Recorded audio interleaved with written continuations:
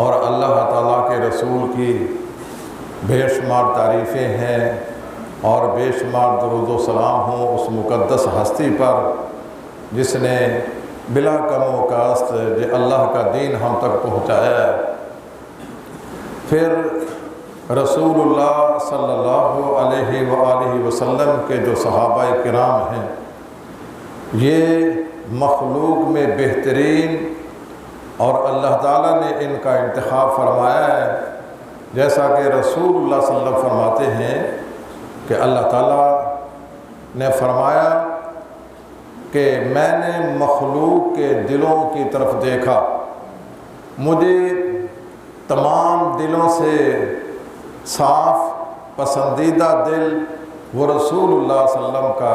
نظر آیا، تو میں نے ان کو اپنی رسالت کے لیے منتخب کیا ہے، انہیں اپنی کتاب دی ہے، احکامات ان پر نازل فرمائے۔ رسول اللہ صلی اللہ علیہ وسلم کے بعد پھر اللہ تعالیٰ نے مخلوقات کے دلوں کو دیکھا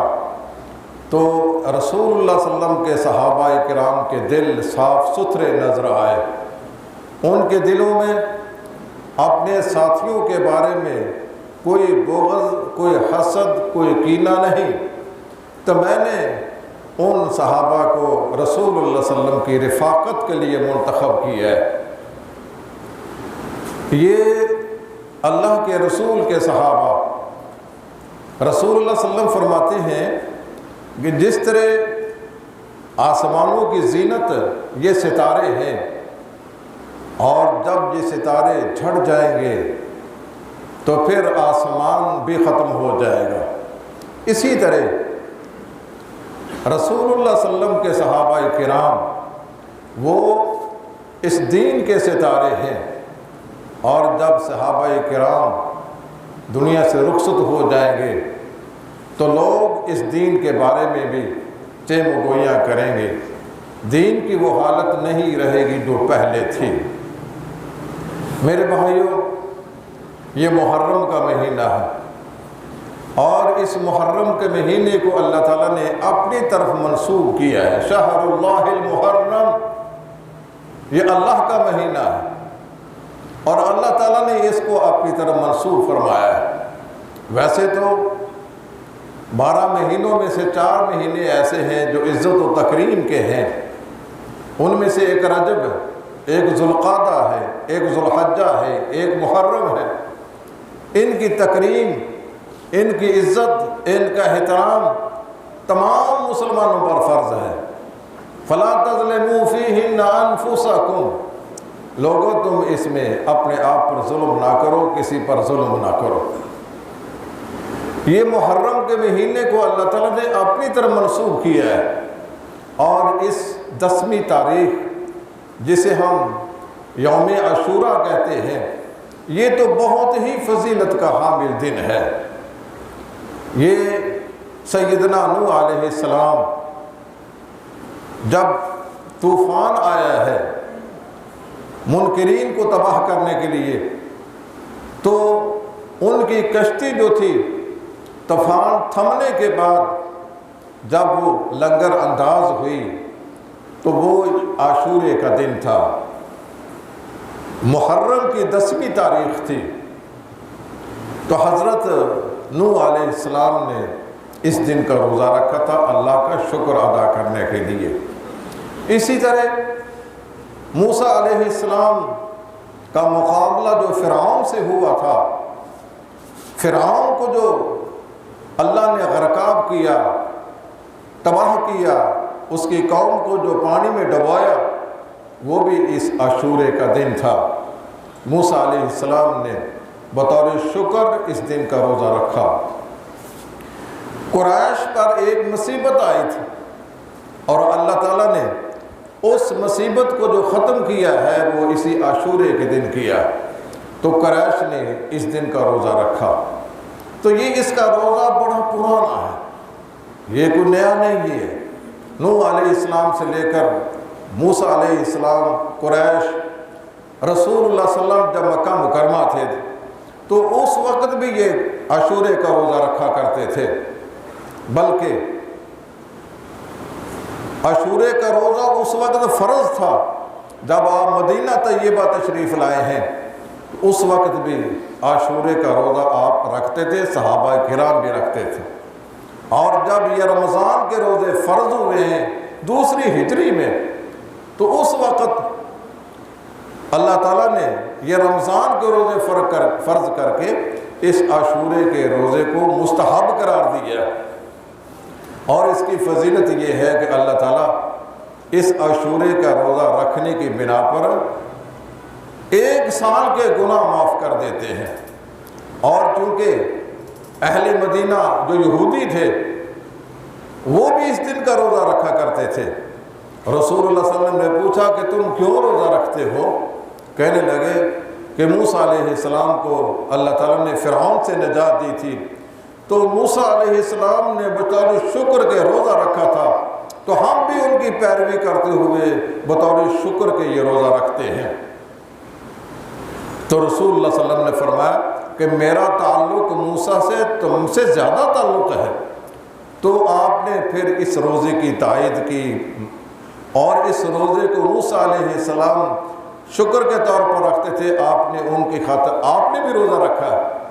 پھر اللہ تعالیٰ نے یہ حکم دیا کہ تم نے اس یہودیوں کی مخالفت کرنی ہے، تو رسول اللہ صلی اللہ علیہ وسلم نے اپنی عمر کے آخری حصے میں فرمایا کہ اگر میں آئندہ سال زندہ رہا تو میں 9ویں ذی الحجہ 9ویں محرم کا بھی روزہ رکھوں گا۔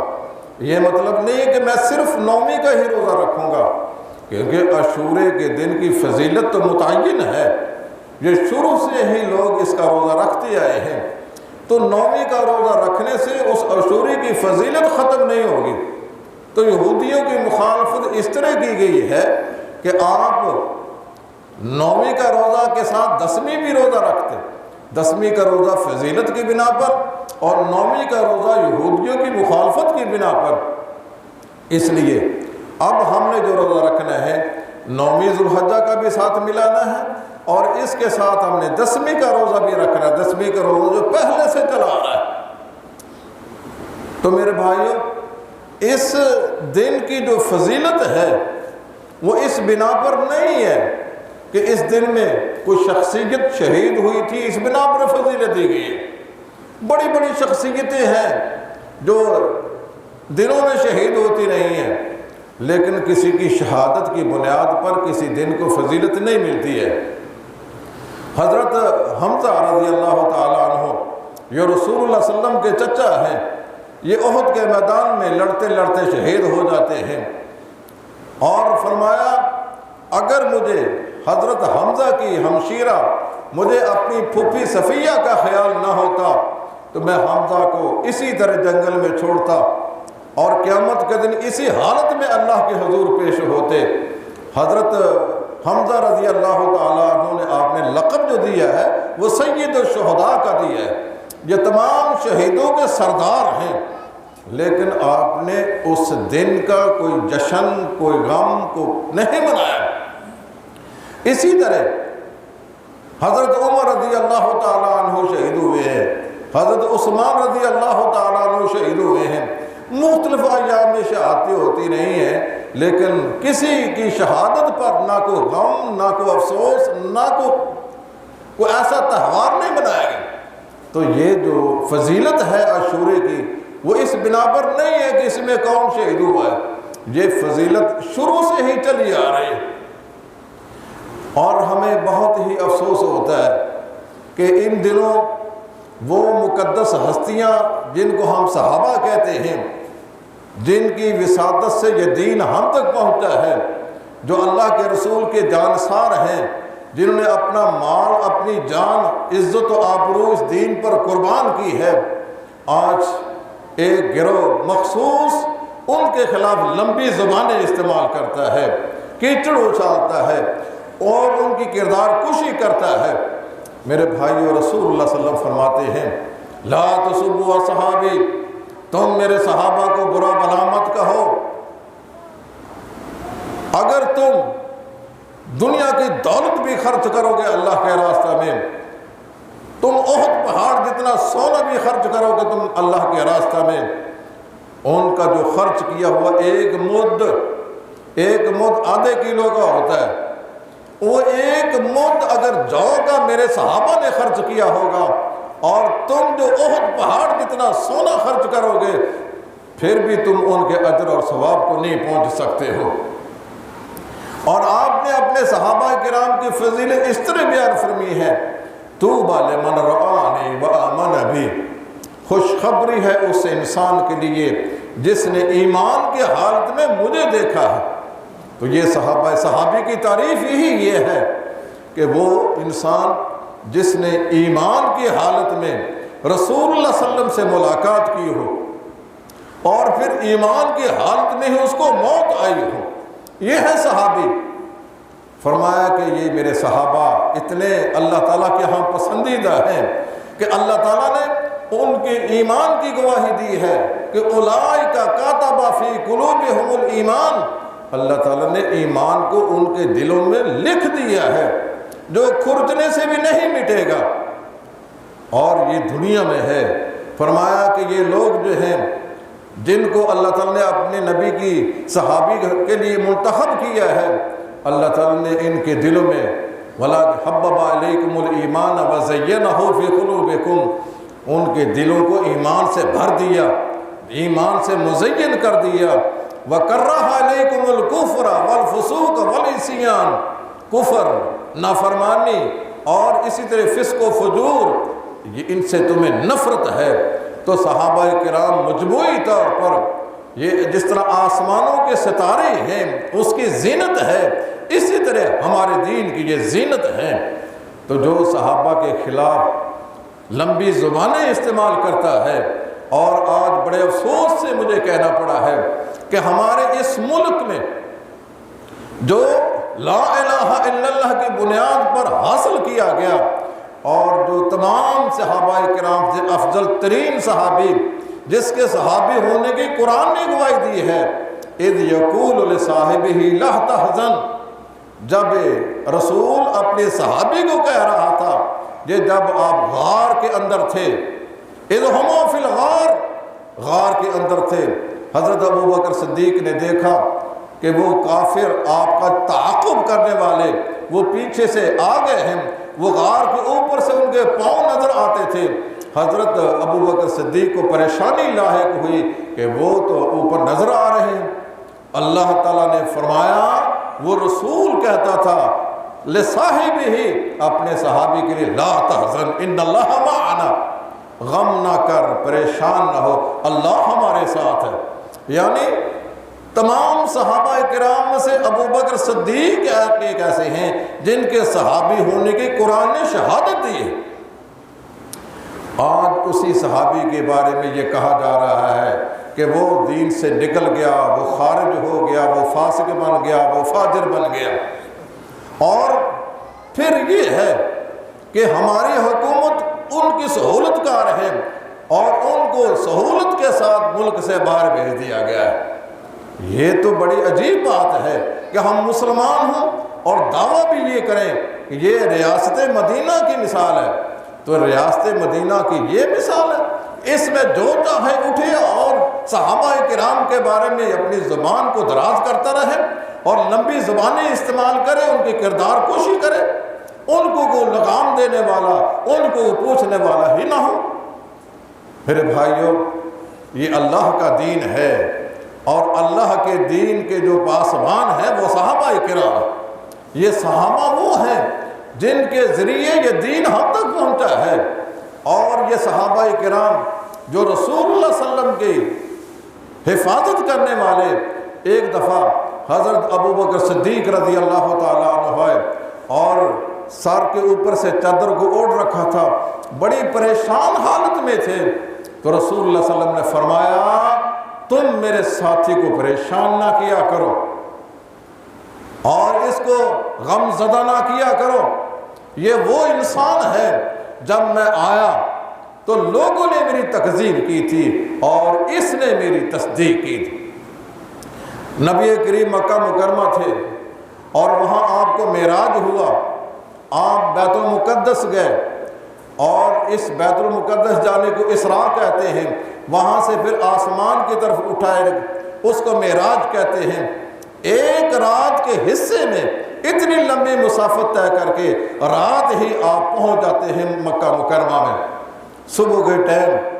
جب آپ نے بیان فرمایا کہ میں آج سیر کر کے آیا ہوں، اللہ نے مجھے جنت بھی دکھائی ہے، جہنم بھی دکھلائی ہے، لِنُرِيَهُ مِنْ آیَاتِنَا، یہ قرآن کہتا ہے سبحان الذی اسریٰ بعبدہ لیلا من المسجد الحرام الی المسجد الاقصی الذی بارکنا حولہ لِنُرِيَهُ مِنْ آیَاتِنَا۔ جو مکے کے کافر تھے نا، وہ کہنے لگے لو ہمارے مہینے لگ جاتے ہیں مکہ سے شام کے علاقے میں جانے کے لیے، اور یہ کہتا ہے کہ میں رات کے وقت ہی گیا ہوں اور سیر کر کے آسمانوں کی بیت المقدس سے واپس بھی آ گیا۔ وہ بھاگے بھاگے گئے ابو بکر صدیق کے پاس، لو جی آج آپ کے ساتھی نے ایک اور گپ لگا دی ہے۔ وہ کہنے لگے کیا بات؟ وہ کہتا ہے کہ اس سے کہ میں ایک رات کے حصے میں بیت المقدس اور وہاں سے آسمانوں کی سیر کر کے آیا ہوں۔ ابھی آپ کی ملاقات رسول اللہ صلی اللہ علیہ وسلم سے نہیں ہوئی ہے، تمام اس وقت کے لوگ آپ کی تکذیب کر رہے ہیں کہ یہ محمد صلی اللہ علیہ وسلم جھوٹ بولتے ہیں۔ ابو بکر صدیق نے کہا اگر میرے پیارے محبوب حضرت محمد صلی اللہ علیہ وسلم نے یہ بات کی ہے تو صحیح کی ہے، عقل مانتی ہے نہیں مانتی ہے، میں ابو بکر اس بات کی گواہی دیتا ہوں یقیناً وہ گئے ہیں اور سیر کر کے آئے ہیں۔ یہ ابو بکر صدیق نبی کریم نے فرمایا کہ تم نے میری تکذیب کی تھی، یہ ابو بکر صدیق تھا جو کھڑا ہو کر کہتا ہے کہ اللہ کے رسول سچ کہتے ہیں۔ تو میرے بھائیوں، یہ کتنی بدقسمتی کی بات ہے۔ اور رسول اللہ صلی اللہ علیہ وسلم کے یار غار، یار ہجرت کے ساتھی، فرمایا کہ مجھے ابو بکر صدیق کے مال نے، آپ کی جان نے میری بڑی حفاظت کی ہے، اور آپ نے اپنی جان کو داؤں پر لگا کر میری حفاظت کی ہے۔ تو ابو بکر صدیق کے بارے میں تم لب کشائی نہ کیا کرو، اس میرے ساتھی کو تنگ نہ کیا کرو۔ وہ وقت گیا، پھر کسی صحابی نے ابو بکر صدیق کو تنگ نہیں کیا۔ تو میرے بھائیوں، میں یہ گوارا نہیں کر سکتا ہوں کہ آج اس شخصیت کے بارے میں کیا کیا الفاظ استعمال کیے جا رہے ہیں۔ یعنی اللہ تبارک و تعالیٰ نے ان کو یہ اعزاز بخشا ہے کہ وہ دنیا میں کے اندر بھی آپ کے دائیں بائیں آپ کی حفاظت کرنے والے کئی ایک مقامات ایسے آئے کہ رسول اللہ صلی اللہ علیہ وسلم نے ابو بکر کے صدیق کی گواہی دی ہے، عمر فاروق کے ایمان کی گواہی دی ہے۔ ایک دفعہ ایک گائے، اس پر ایک آدمی سوار ہے، تو وہ بول کر بتلاتی ہے کہ میں سواری کے لیے پیدا نہیں کی ہوں، میں کھیتی باڑی کے لیے پیدا کی گئی ہوں۔ رسول اللہ صلی اللہ علیہ وسلم سے اس بات کا تذکرہ ہوا کہ آج گائے نے بات کی ہے، گفتگو کی ہے۔ رسول اللہ صلی اللہ علیہ وسلم فرماتے آمنت بہ و آمن بہ ابو بکر و عمر،